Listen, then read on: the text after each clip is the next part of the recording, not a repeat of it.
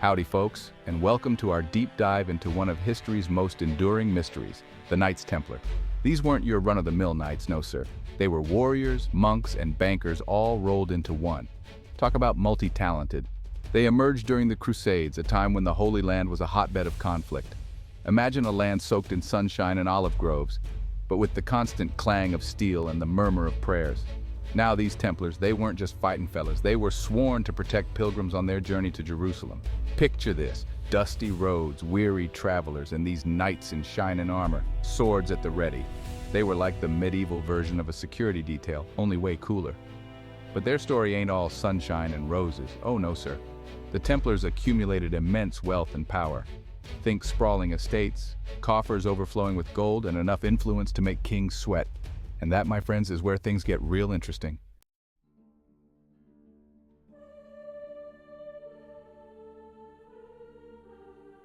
The Knights Templar, they weren't born with silver spoons in their mouths.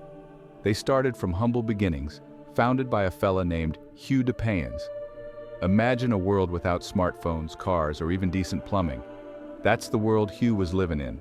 Their mission was simple: protect pilgrims making their way to the Holy Land. These pilgrims, they were traveling thousands of miles, often on foot, to reach Jerusalem. It was a dangerous journey, fraught with peril, like trying to find a decent gas station bathroom on a road trip. But the Templars, they were more than just bodyguards. They took vows of poverty, chastity, and obedience. That's right, they pledged to live a life of simplicity and devotion. Not exactly the rock and roll lifestyle, but hey, different strokes for different folks. And these vows, they weren't just for show. The Templars were renowned for their piety and their discipline. They were like the Boy Scouts of the Middle Ages, only with way cooler uniforms and a lot more sword fighting.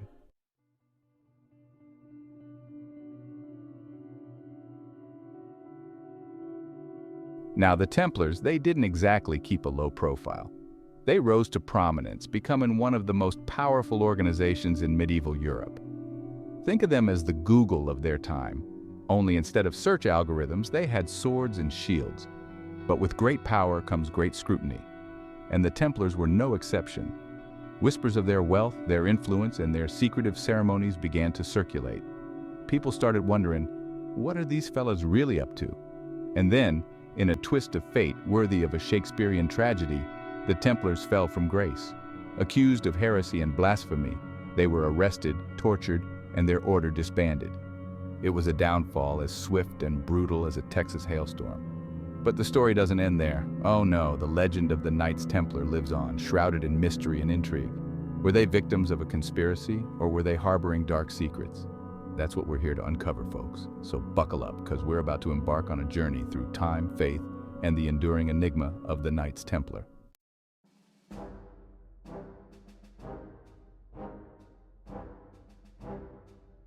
Imagine yourself back in the 12th century.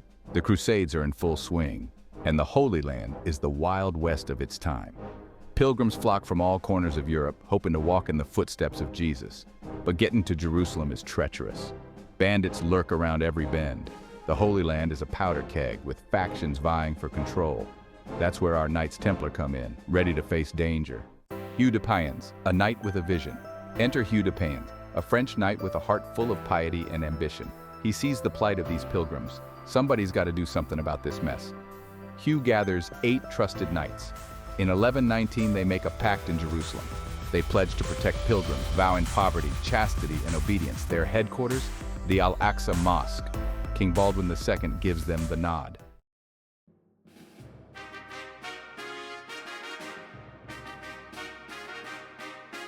The early days of the Templars, they're rough, like trying to eat grits with a fork. They're short on men, short on money, and long on ambition. But they're not ones to shy away from a challenge. They're scrappy, resourceful, like a bunch of medieval MacGyvers, only with broadswords instead of Swiss Army knives.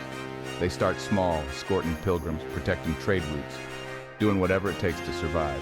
They rely on donations, on the kindness of strangers, kind of like those fellas standing on the side of the road with a cardboard sign that says, "We'll crusade for food." Word starts to spread about these knights in white mantles, these warriors of God who risk their necks for the safety of others. They gain a reputation for bravery, for piety, for being the kind of fellas you want on your side when the Saracens come a-knockin'. And slowly but surely, their ranks begin to swell. Young men, eager to prove their mettle and serve a higher purpose, flock to their banner. Nobles, inspired by their piety and seeing a good investment opportunity, open their coffers. The Templars are on the rise, poised to become a force that will shake the very foundations of medieval Europe.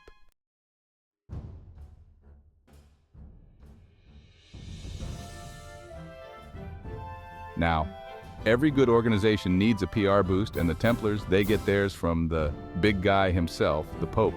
In 1129, Pope Honorius II officially recognizes the Knights Templar as a holy order. Talk about moving up in the world. This papal blessing, it's a game changer. Suddenly, the Templars are the Knights on the block. They're no longer just a band of well-intentioned warriors. They're soldiers of God, sanctioned by the highest authority in Christendom. It's like getting a 5-star review from Yelp, only way more prestigious. With the Pope's backing, donations pour in.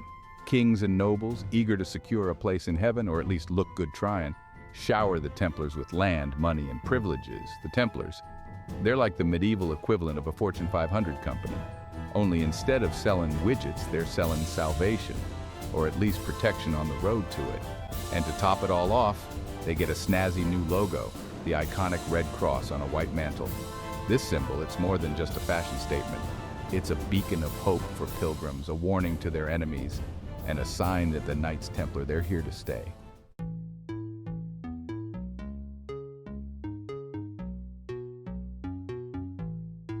Well, folks, those humble beginnings didn't last long.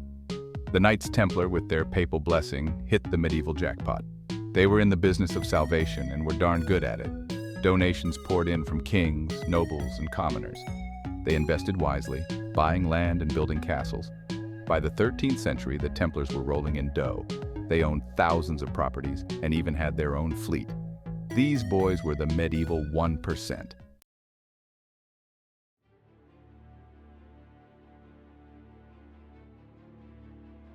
Now, let's not forget, these Templars weren't just sitting around counting their money.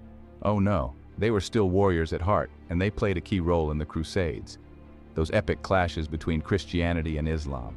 Imagine the scene, the scorching sun beating down on a dusty battlefield, the air thick with tension, the smell of sweat and fear, and maybe a hint of camel dung.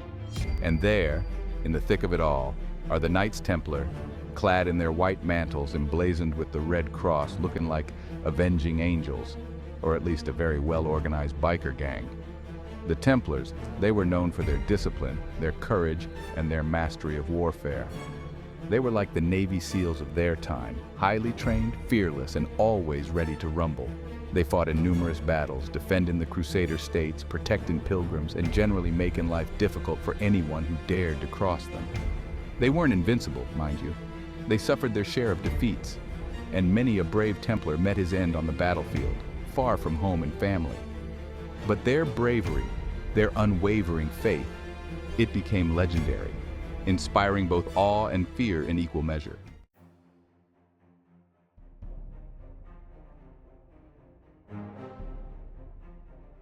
Now, while the Templars were busy fighting Saracens and protecting pilgrims, they also found time to pioneer some pretty sophisticated financial practices. That's right, folks, these warrior monks, they were also savvy businessmen, the Wall Street wizards of their time. See, pilgrims traveling to the Holy Land, they needed a way to carry large sums of money without attracting the attention of every bandit and highwayman between here and Jerusalem. And the Templars, with their network of castles and their reputation for honesty and those big, scary swords, they were the perfect solution. They developed a system of letters of credit, kind of like the medieval version of traveler's checks. A pilgrim could deposit his gold with the Templars in Europe and withdraw it at their preceptories in the Holy Land. It was safe, it was efficient, and it beat the heck out of carrying a sack of gold coins on your back. This financial innovation, it was a game changer. It made the Templars the bankers to kings, popes, and even their rivals. They managed accounts, issued loans, and even financed wars. They were like a medieval Goldman Sachs, only with less greed and more vows of poverty.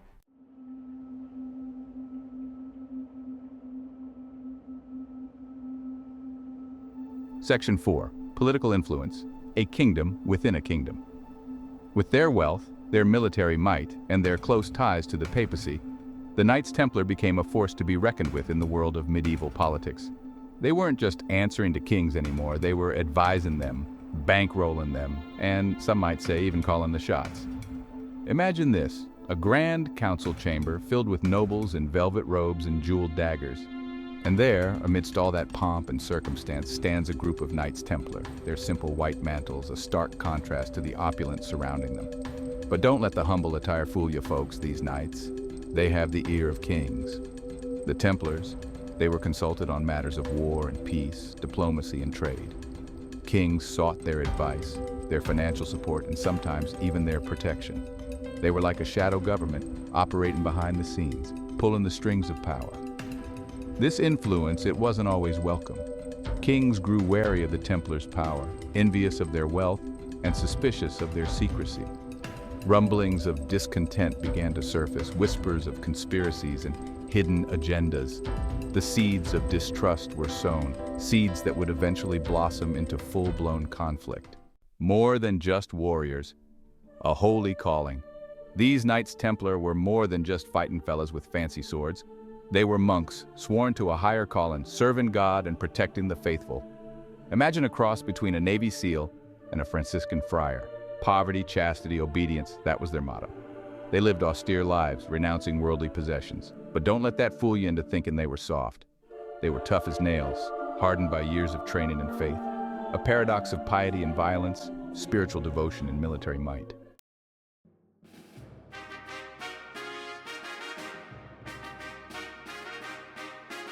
Section 2, the Crusader Code, Chivalry and Conquest. They lived by a strict code of conduct, a blend of Christian chivalry and military discipline that guided their every action. Honor, courage, and loyalty were paramount, defending the weak and fighting fair.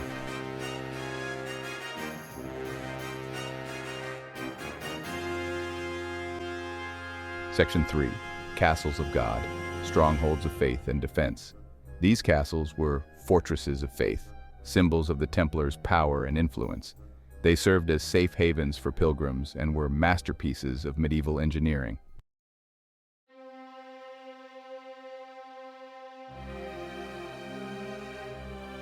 Section 4, Turning Tides, Victories, Defeats, and the Shifting Sands of Fate.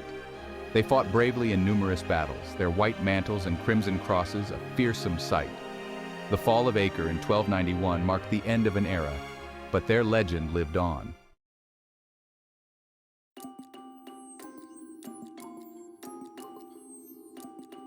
Section 1, The Seeds of Discord, Whispers of Power and Greed. All that power and wealth didn't sit well with everyone.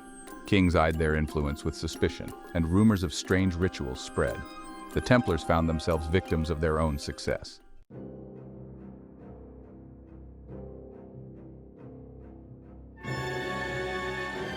The King's Gambit, Philip IV and the Templars' demise. Philip IV of France, deep in debt to the Templars, saw their wealth as his solution.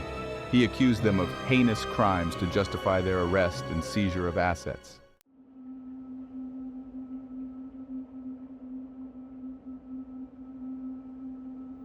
Trial by fire, heresy, torture, and the price of defiance. On Friday, October 13, 1307, Philip made his move, arresting Templars across France. Torture extracted confessions, genuine as a $3 bill. The trials were a travesty of justice, but Philip achieved his goal.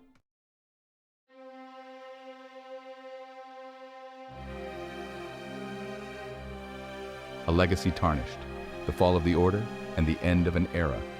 Philip pressured Pope Clement V to dissolve the Knights Templar in 1312. Their wealth was confiscated and the order was no more. Their story, shrouded in mystery, continues to intrigue.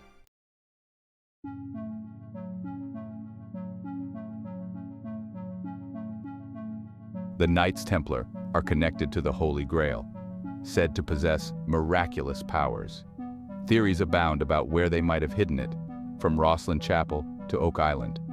No concrete evidence supports these claims, but the legend endures.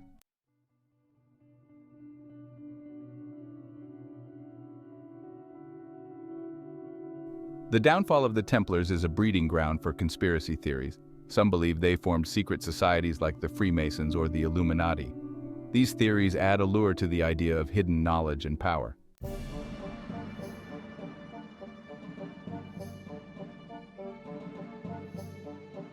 The Knights Templar are synonymous with lost riches and hidden fortunes.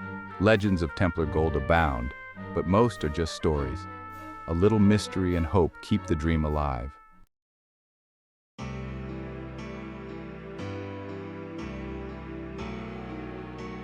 Historians caution against taking legends at face value. Many sprang up centuries after the Order's demise, fueled by romanticism and speculation. The Templars were men of their time, driven by faith, ambition, and maybe a touch of greed.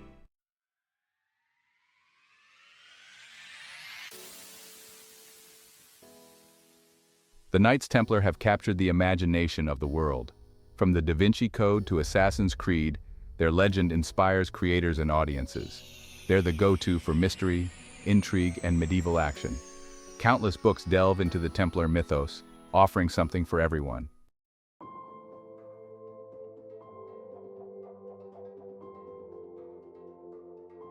So, why are we still so fascinated by the Knights Templar centuries after their demise? First off, there's the mystery. The Templars, they were shrouded in secrecy. Were they guardians of sacred relics?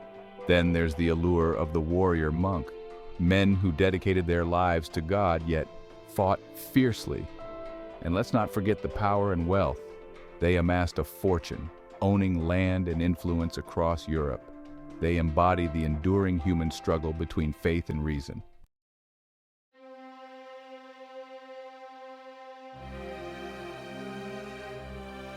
Well, folks, we've journeyed through time, traced the rise and fall of the Knights Templar, explored the mysteries and legends that surround them.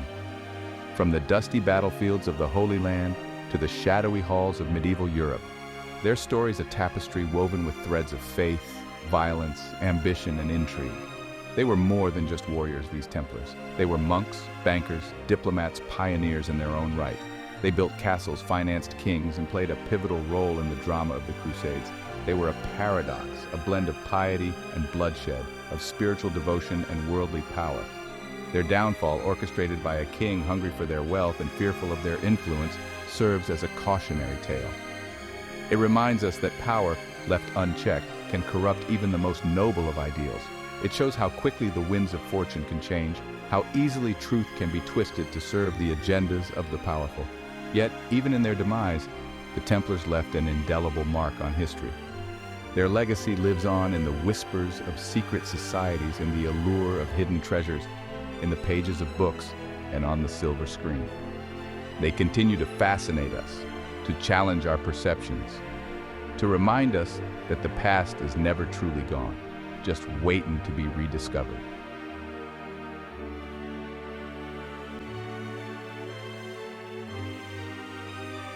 So, as we bid farewell to the Knights Templar, let's raise a glass, y'all, to these enigmatic figures who straddled the line between history and legend.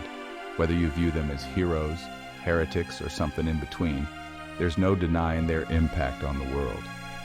They remind us that history ain't always black and white, that the truth often lies somewhere in the shadows, hidden between the lines of ancient texts and the crumbling stones of forgotten fortresses. They challenge us to question what we think we know, to dig deeper, to embrace the mysteries that continue to tantalize us. And maybe, just maybe, as you sip your sweet tea or something a little stronger, you'll find yourself pondering the enduring legacy of the Knights Templar, those warrior monks who rode out of the mists of time and into the annals of history, leaving behind a trail of secrets, legends, and a whole lot of unanswered questions. So here's to the Templars, folks. May their story continue to inspire, intrigue, and remind us that the past, like a good mystery novel, is always worth revisiting.